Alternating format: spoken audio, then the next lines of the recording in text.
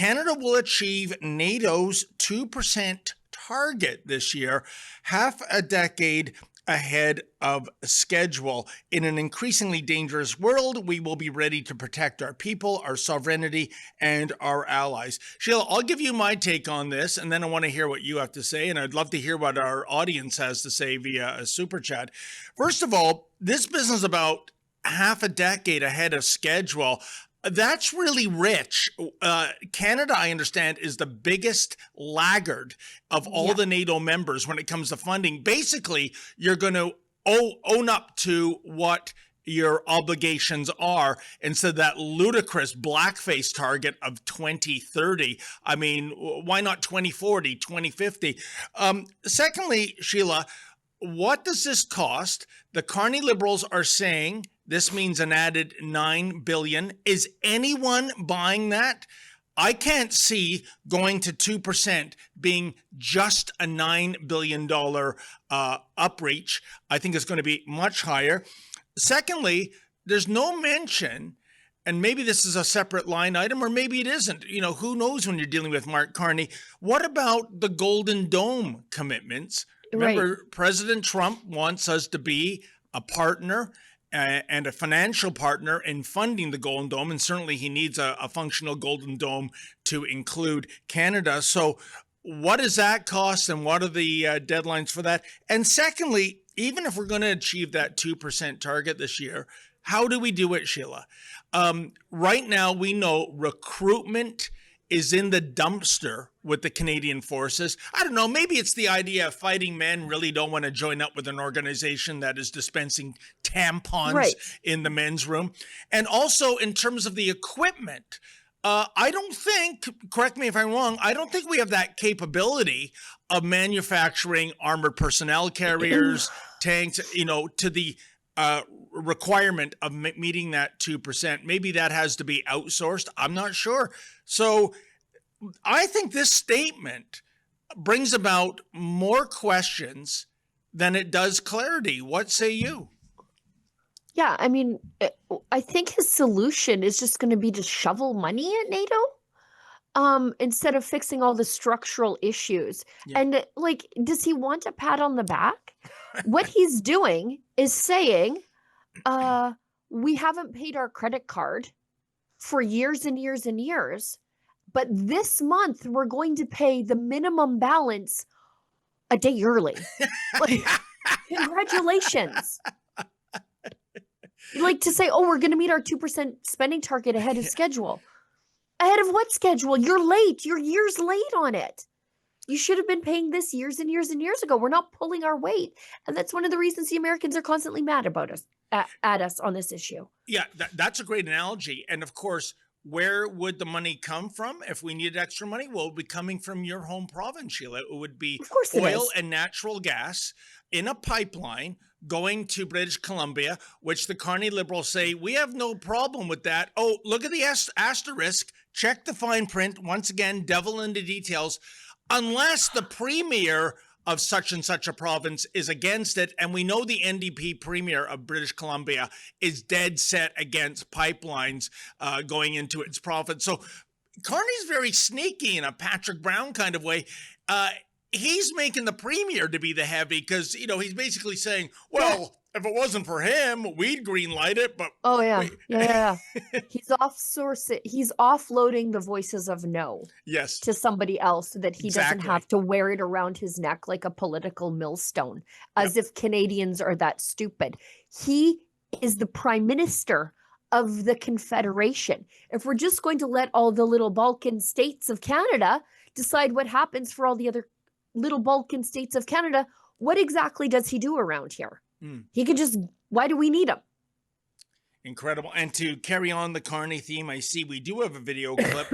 It's Prime Minister Carney drawing a link between defending the territorial integrity, his words, of Ukraine, Gaza, and the Canadian Arctic? What? No. My God.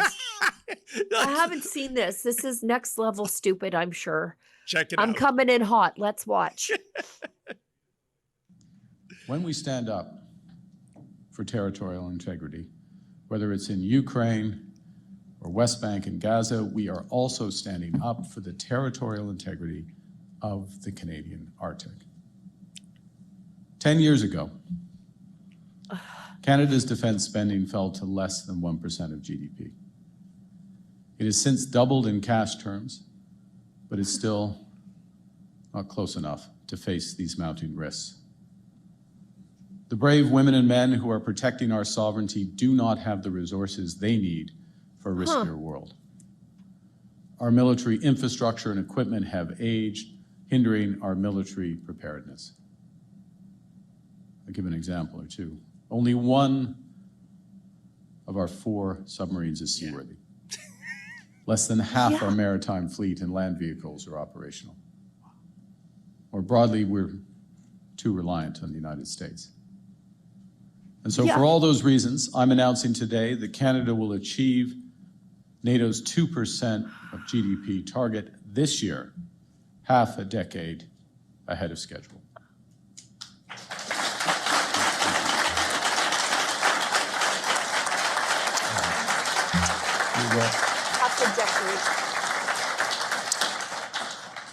And we will further accelerate our investments in years to come, consistent with meeting these new security imperatives. We'll start by changing the way we support and invest in our armed forces. We will change the way we arm the men and women who serve, so we can fight on new battlegrounds in unfamiliar territory, so we can defend every inch of our sovereign territory, from seafloor to the Arctic to cyberspace, so we can protect Canadians, our interests, and our allies. Canada's new government will rebuild, reinvest, and rearm the Canadian armed forces with a strategy that rests on 4 pillars. Investing in the foundations of defense, the women and men who serve, and the equipment and infrastructure that they use. Second, we will enhance and expand our military capabilities. Third, we'll strengthen Canada's defense industry. And we will diversify Canada's defense partnerships. I call on all parties in Parliament to support these critical investments in our security and sovereignty. Our plan will help ensure that Canada is strong at home and reliable abroad. We will ensure that every dollar is invested wisely, including by prioritizing made-in-Canada manufacturing and supply chains. We should no longer send 3/4 of our defense capital spending to America. Well, Sheila, I don't know where to begin. First of all, in terms of spending every dollar wisely and a made-in-Canada defense, solution, I think, is Carney hinting at all those white elephant EV battery plants that we've invested billions into? Are they going to be converted into making all-terrain military vehicles and tanks and whatnot? I mean, at least, unlike your solution, Sheila, of turning them into casinos, I mean, something productive would be happening. But I want to just focus on the Prime Minister in his own words. Half of military vehicles. I wrote that down. Over half are inoperable. Yeah. And he said something, I think, words to the effect of, we're dependent on the United States, I'm assuming, for parts to make them operable. Then the most scathing thing, 1 out of our 4 submarines is operational. It reminds me of the great Thomas Dolby song, one of our submarines is missing. The Canadian version is one of our submarines is actually working. Right. The rest of the fleet is in dry dock. Those aren't those used submarines we bought from England decades ago. That they were selling for scrap. We did the same thing with the CF-18s.